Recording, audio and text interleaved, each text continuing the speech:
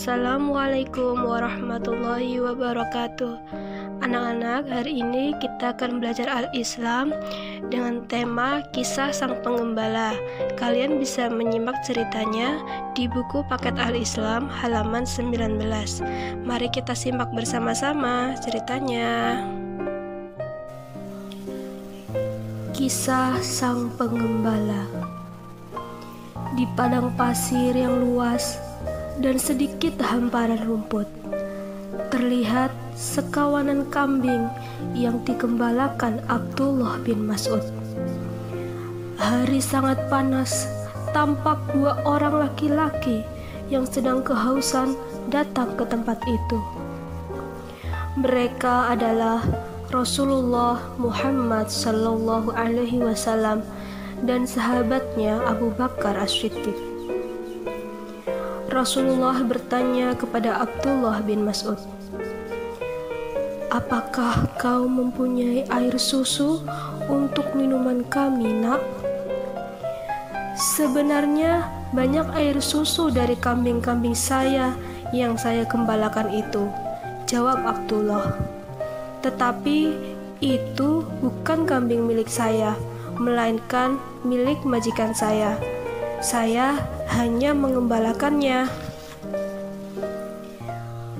"Majikanmu tidak akan tahu jika kamu memberikan air susu kambing itu kepada kami." "Memang majikan saya tidak tahu, tetapi Allah Subhanahu wa Ta'ala Maha melihat perbuatan saya. Saya tidak bisa memberikan susu kambing yang bukan milik saya. Penggembala kambing ini anak yang beriman kepada Allah Subhanahu wa Ta'ala dan yakin Allah Subhanahu wa Ta'ala melihat semua perbuatan manusia." Rasulullah tersenyum mendengar jawaban Abdullah bin Mas'ud seraya berkata, "Kelak kau akan menjadi orang yang berilmu." Itulah doa Rasulullah untuk Abdullah bin Mas'ud. Berhari-hari Abdullah memikirkan kejadian itu. Akhirnya ia memutuskan untuk mencari Rasulullah. Ia pergi ke Mekah. Dilihatnya Rasulullah sedang berdakwah di rumah Arqam bin Arqam.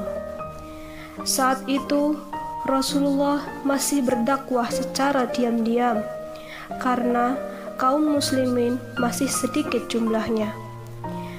Abdullah menemui Rasulullah dan menyatakan masuk Islam. Abdullah bin Mas'ud menjadi sahabat kesayangan Rasulullah. Ia selalu mengiringi kemana Rasulullah pergi. Di kemudian hari, ia menjadi seorang ulama besar. Sekian cerita dari Kisah Sang Penggembala. Hikmah dari Kisah Sang Penggembala bahwa Abdullah bin Mas'ud adalah seorang penggembala yang jujur. Abdullah bin Mas'ud tidak memberikan air susu kepada laki-laki tersebut karena ia takut kepada Allah Subhanahu wa Ta'ala.